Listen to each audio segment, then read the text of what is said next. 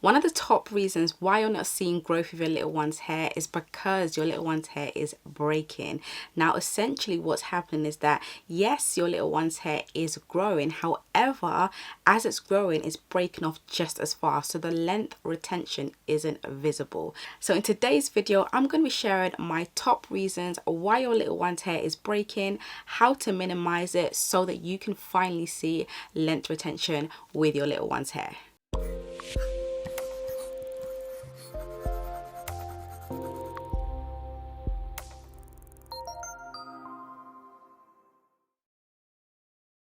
Hey NC fam, welcome back to my channel again. So for those that don't know me, my name is Novella. I am a kids hair coach, and on this channel you'll find kids natural hair care tips, advice and tutorials to help your little one's hair thrive like I know you want it to. Okay NC fam, so before we get into my top tips, I have an announcement to make. So I have never done this before, but because I'm in that spirit of giving and just helping you mamas out, I am hosting a free, yes, a free masterclass on the 27th of January at 7 p.m. GMT. If you are serious about growing your little one's hair, you've been struggling for a while and you need help and answers, I have got the answers for you. I'm going to be spilling all the tea in this masterclass, so you don't want to miss out. Spaces are extremely limited. So if you are interested, click the link below this video and sign up. Sign up and I will see you in class. So the first reason is your technique when detangling your little one's hair.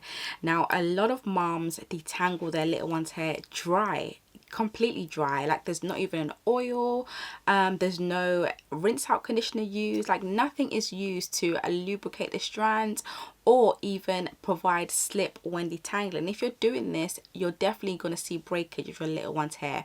When you're detangling your little one's hair, you always want to make sure that you're using something that's going to lubricate your little one's strands or provide good slip so that when you're detangling, it's easy to comb through your little one's hair. And the main reason for this is because the way our hair is set up. So if your hair is curly, coily, kinky, for example, there are breakpoints in our hair because of the coils and kinks and curls.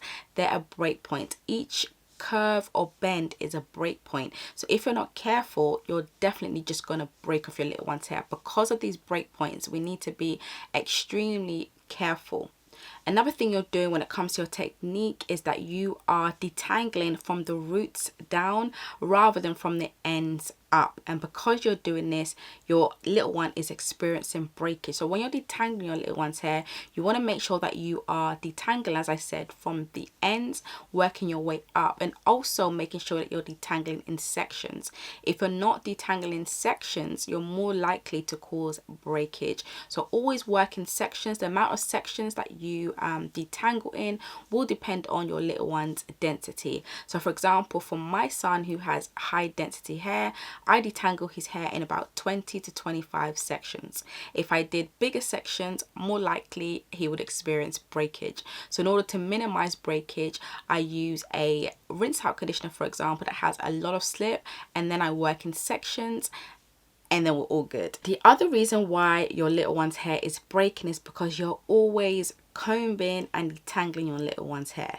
So as I mentioned before, yes, it's great to detangle your little one's hair because you're going to remove all of that shed hair that needs to come out anyway to prevent tangles. However, you don't want to be combing your little one's hair or detangling it all the time. For example, with my children, I only detangle their hair on wash day. For my eldest daughter, for example, I wash her hair every 2 weeks, so bi-weekly. So bi-weekly is the only time that a tool, so like a detangling brush, will touch her hair. Outside of that, I don't use any tools. However, I will use my fingers if needed.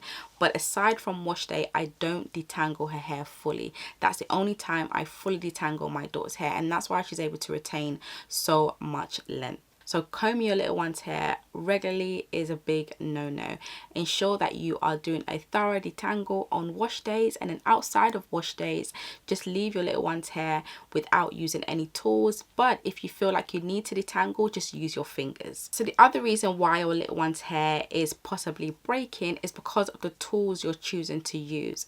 Now, if you're using a comb, for example, you want to use a comb that is a wide tooth comb.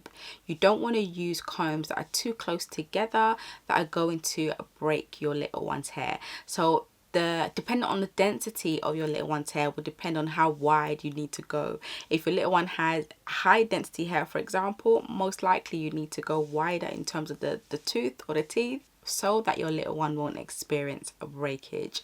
Also, you need to be careful of the style of wide tooth comb you're using. A lot of the plastic wide tooth combs have seams in between, in the middle of the teeth, and that can snag on your little one's hair and cause breakage. So a seamless wide tooth comb or a wooden comb that is a wide tooth or wide teeth would be better for your little one's curly, kinky, coily hair type. Also, you can use a detangling brush, but again, you need to be careful what type of detangling brush you are using to avoid or minimize breakage. Now, the detangling brush I like to use is by Felicia Leatherwood. This is not sponsored, by the way, but that's a detangling brush that I like to use, and I find that when I'm using a good rinse out conditioner with slip and I'm using the right techniques, working in sections, that brush works a dream. PNC fam, so don't forget to sign up for the free masterclass that's taking place on the 27th of January at 7 p.m. GMT. Like I said before, this is not to be missed. If you're looking to grow your little one's hair in 2022, this is a masterclass for you. All you need to do is to click the link below to sign up. Seats are extremely limited, as I mentioned before. So if you're interested, that's all you need to do to sign up. So the other reason why your little one's hair is breaking is because your little one's hair isn't conditioned.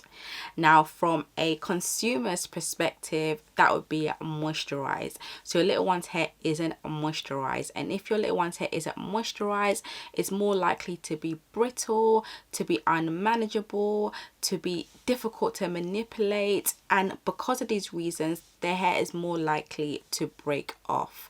So if you want your little one's hair to, you know, have elasticity, to be smooth, easy to work with, to be soft, it's really important that you condition your little one's hair, moisturize your little one's hair. And in order to do that, you've got to use products that are going to condition the hair. So like your leave-in conditioners, for example, your deep conditioners, your rinse out conditioners.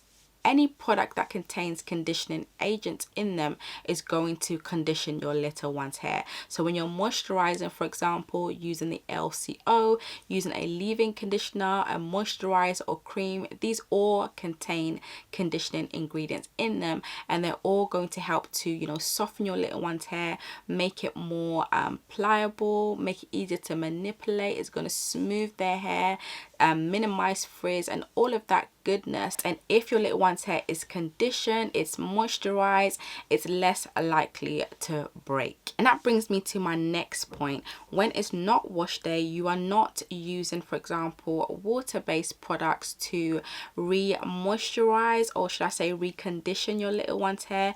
You're waiting long stretches until your next wash day, for example. So in the beginning stages, if your little one's hair isn't at its healthiest, you're more likely to need to re-moisturize, recondition your little one's hair outside of wash day. So in between wash days, you should still be adding those conditioning products to your little one's hair to help to smooth the hair, to make the hair more manageable, and just to make the hair not brittle so it doesn't break off. Especially if you are starting off this journey now, your little one's hair isn't at its healthiest, you're more likely to need to re-moisturize it more often than someone else who has had a consistent regime for a while and their hair is healthy. The next reason why your little one's hair is breaking is because you're waiting too long to wash your little one's hair.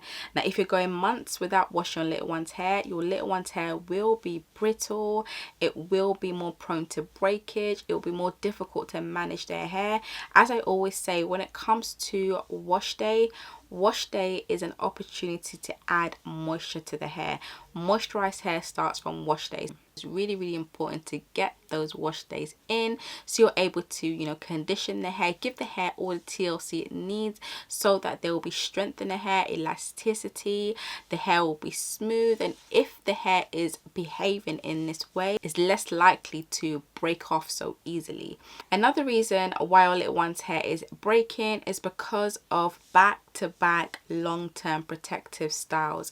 And when I say long-term protective styles, I mean styles that you're leaving in the whole of school term, or styles that you're leaving in for, you know, 2 months, 3 months, for example. That is a long-term style. If you're doing long-term back-to-back protective styles, these styles are taking you away from your little one's regime. It's taking you away from being consistent with their regime. It's taking you away, for example, from washing your little one's hair every 7 to 14 days. It's taking you away from even, you know, reconditioning or remoisturizing your little one's hair. You're not able to do all of these things effectively if your little one's hair is in back-to-back long-term protective styles. Now, when it comes to protective styles, I know some of you do extensions for your little ones. I wouldn't recommend extensions for children under the age of 5 years old, for example. Another important thing for you to remember is that if you are putting your little one's hair into a long-term protective style, you need to prep your little one's hair for this long-term protective style before you put it in.